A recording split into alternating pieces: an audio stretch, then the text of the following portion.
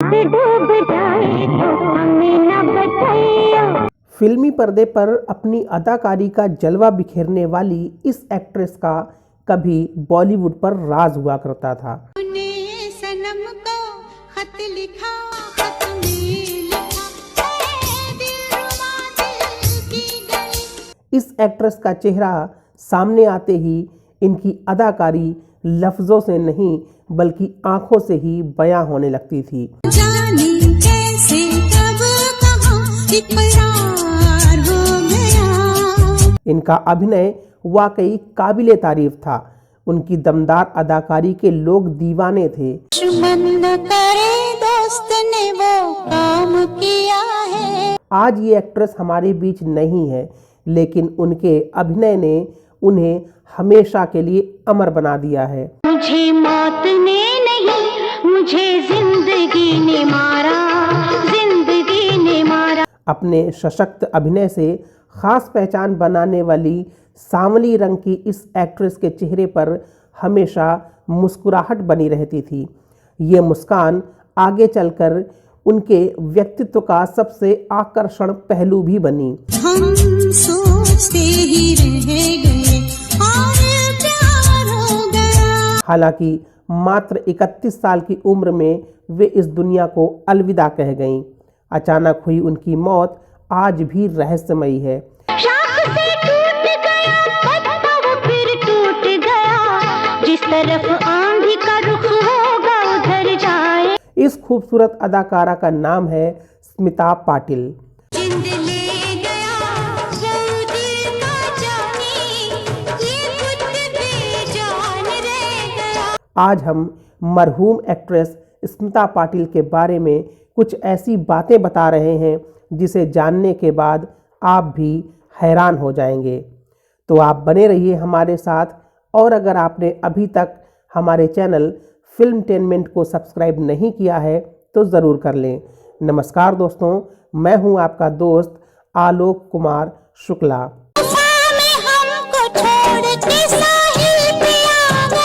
स्मिता पाटिल अपने गंभीर अभिनय और संवेदनशील किरदारों के लिए जानी जाती थीं। स्मिता पाटिल का फिल्मी करियर बहुत लंबा नहीं रहा, लेकिन उनकी दमदार अदाकारी ने लोगों के ज़हन में एक ख़ास जगह बनाई है, जिसे आज तक कोई भी भूल नहीं पाया है। स्मिता पाटिल का जन्म 17 अक्टूबर 1956 को हुआ था। उनका नाम स्मिता रखने के पीछे भी एक दिलचस्प कहानी है। असल में जन्म के समय उनके चेहरे पर दिल में उतर जाने वाली एक मुस्कुराहट थी, जिसे देखकर उनकी माँ विद्याताई पाटिल ने उनका नाम स्मिता रख दिया। दरअसल स्मिता का अर्थ होता है मुस्कान। भले स्मिता पाटिल का फिल्मी करियर सिर्फ 10 साल का रहा हो, लेकिन काम ऐसा कि आज भी वो चर्चा में रहता है। वो न सिर्फ फिल्मों बल्कि राज बब्बर से अपने संबंधों की वजह से भी चर्चा में रहीं। जन्म जन्म का साथ है तुम्हारा। पर्दे पर वो जो भी करती थीं उस रोल में ढल जाती थीं। वो जो भी कैमरे के सामने करती वो उनकी ज़िंदगी का हिस्सा बन जाता था। स्मिता पाटिल अपने गंभीर अभिनय के लिए जानी जाती हैं, लेकिन बहुत कम लोग जानते हैं कि फिल्मी पर्दे पर सहज और गंभीर दिखने वाली स्मिता पाटिल असल ज़िंदगी में बहुत शरारती थीं।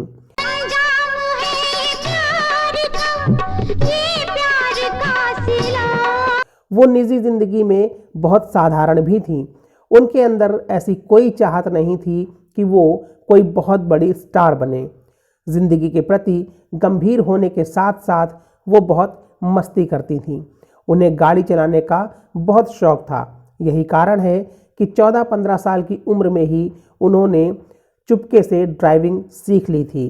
और नहीं कुछ तुमसे कहना, जीवन साथी साथ में रहे। स्मिता पाटिल ने अपने छोटे से फिल्मी सफ़र में ऐसी बहुत सी फिल्में की जो भारतीय फिल्मों के इतिहास में मील का पत्थर बन गईं।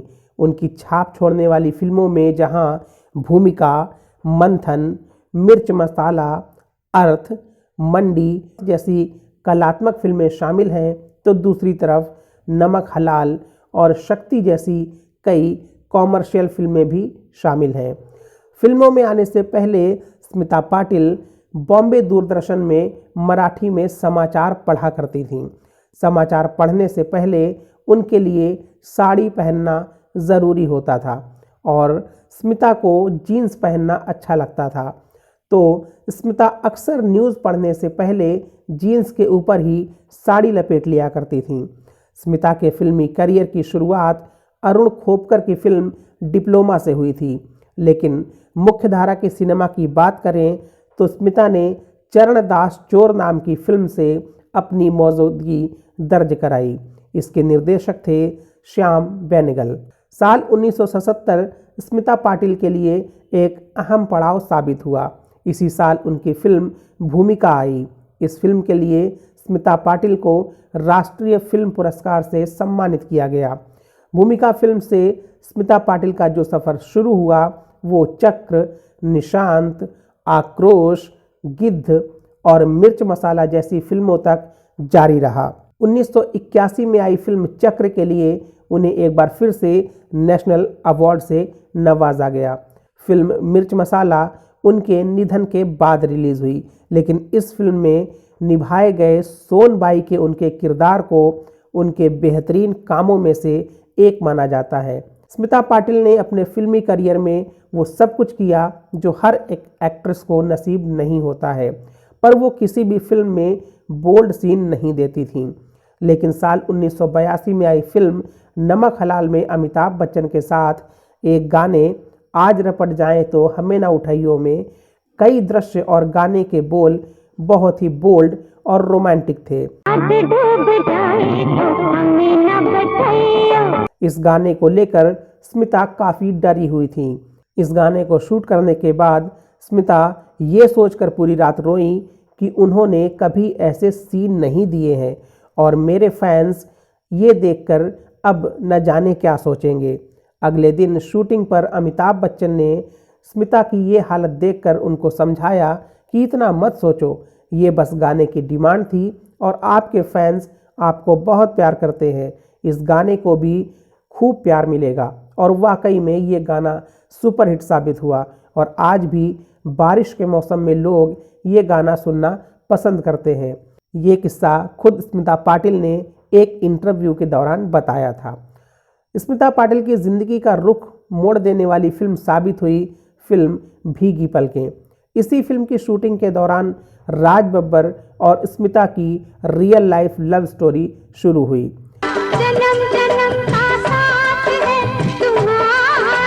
राज बब्बर पहले से ही शादीशुदा थे।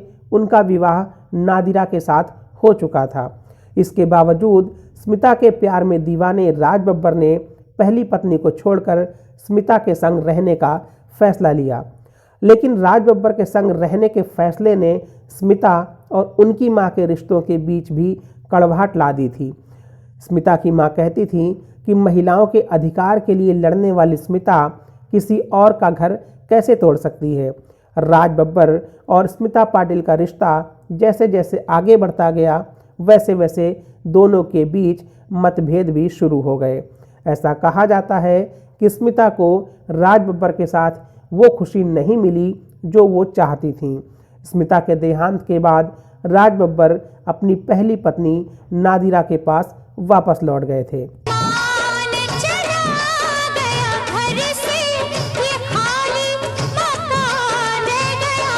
लेखिका मैथिली राव ने स्मिता पाटिल की जीवनी लिखी है। इसमें उन्होंने बताया है कि स्मिता पाटिल बेटे प्रतीक बब्बर को जन्म देने के बाद अस्पताल से घर आ गई थीं। तब उनकी हालत अच्छी थी, लेकिन धीरे धीरे उनकी हालत काफ़ी ख़राब होने लगी। कहा जाता है कि स्मिता को वायरल इन्फेक्शन की वजह से ब्रेन इन्फेक्शन हो गया था, लेकिन उन्हें प्रतीक के संग वक्त बिताना था, इसलिए वो वापस अस्पताल नहीं जाना चाहती थीं। इन्फेक्शन जब बढ़ गया तो उन्हें जसलोक हॉस्पिटल में एडमिट कराया गया, जिसके बाद स्मिता के शरीर के अंग एक के बाद एक खराब होने लग गए और 13 दिसंबर 1986 में स्मिता ने दुनिया को अलविदा कह दिया और उनकी मौत महज एक राज बनकर रह गई। उनके शव को दुल्हन की तरह सजाते हुए विदा किया गया, क्योंकि स्मिता की ये इच्छा थी कि जब वह मर जाए तो उन्हें सुहागन की तरह ही तैयार किया जाए। दरअसल स्मिता ने अमिताभ बच्चन और राजकुमार के साथ काफ़ी काम किया है। शूटिंग सेट पर अक्सर राजकुमार लेट कर ही अपना मेकअप कराया करते थे।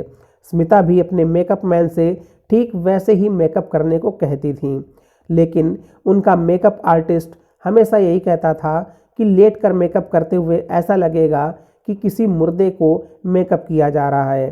तब उन्होंने अपने मेकअप मैन से कहा कि जब वो मर जाएं तो उन्हें दुल्हन की तरह सजाया जाए।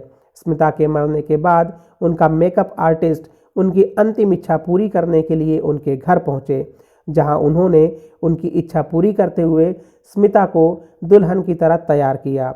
जिस समय स्मिता का निधन हुआ उस वक्त उनके बेटे प्रतीक बब्बर महज 15 दिनों के थे। तो दोस्तों, उम्मीद है कि वीडियो आपको अच्छी लगी होगी, तो इसे लाइक और शेयर करें। स्मिता पाटिल के बारे में अपने विचार कमेंट बॉक्स में बताएं। साथ ही आप सुपर थैंक्स के जरिए भी अपना प्यार दिखा सकते हैं और ऐसे ही वीडियोस देखने के लिए चैनल को सब्सक्राइब करके बेल आइकन दबाना बिल्कुल भी ना भूलें। फिर मिलते हैं किसी नए वीडियो में, तब तक के लिए नमस्कार।